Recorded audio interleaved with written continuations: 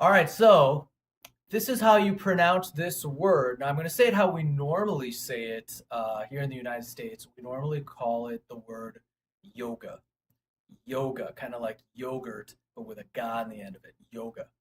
So, that is actually not the correct way to pronounce this word. It's actually pronounced yoga. All right, and it may sound like a subtle difference to some of you guys, but there is actually a big difference between yoga and yoga, and it's where the word to yoke comes from. Yoke, not necessarily yolk from an egg, but to yoke, you kind of yoke cattle. It's like pushing something through, pulling something through. You yoke it, like you yoke a knot, kind of. And what the practice of yoga is pulling yourself through to your higher self, if that makes sense, right? So pulling your egoic self, your ego self, your sense of I am this person, I am that person, I have this job, I'm a man, I'm a woman, all these stories that your mind or your ego self tells you is you, pulling that. It's the yoga is the practice of pulling that through to your essential being self, the one that actually has no actual quote unquote identity, the existence itself, the existence that you are. All right, if for lack of a better phrase.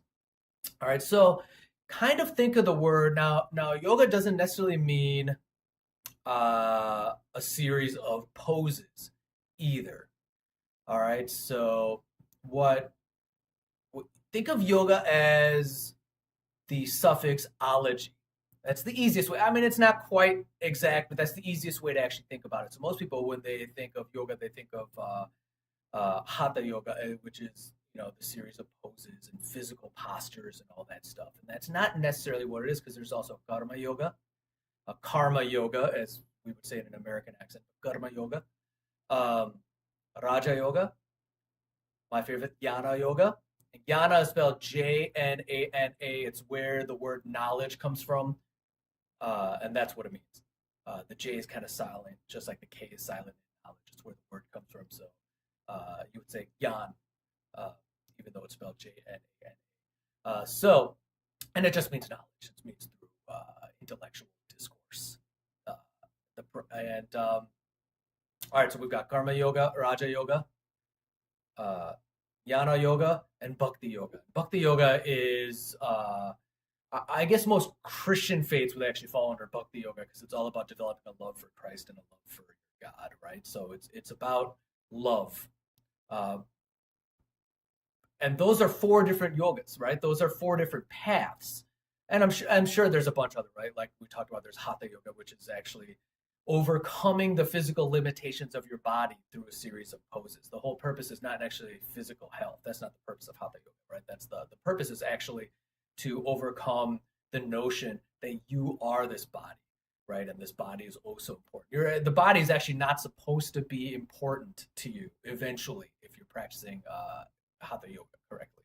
And then, like I said, my favorite is jnana yoga, where we philosophical treatises like Drishya Viveka help actually liberate. And then I would say a close second for me personally, it would be bhakti yoga, that feeling of love when you relax in the existence that you are, right? Again, for lack of a better phrase. All right, so it's pronounced yoga. So if you see an Indian person around you, I mean, don't be holding up with your folded up mat and saying yoga. Yoga is just, it's a little nonsensical. You want to say yoga. And actually, technically, in North India, in Hindi, it would actually just be yoga. You wouldn't necessarily say the A. North Indian languages, especially Hindi, removed the A from a lot of words, from a lot of Sanskrit words. It's a different language. There's no right and wrong there, right? So Rama would be Ram. Shiva would be Shiv, right? Like, so my mother would say Shiv and Ram, right? Even though Sanskrit would call it Shiva and Rama. All right, so yoga is actually technically yoga. And the ah is still kind of there. It's a hard G, yoga. Think of it as going into the word and kind of ricocheting off the G. There you go. That's the best way I can tell you how to pronounce the word. Yoga. Yoga. All right? Which is different than boga, right? That's another word that we can get into later. Yoga and boga.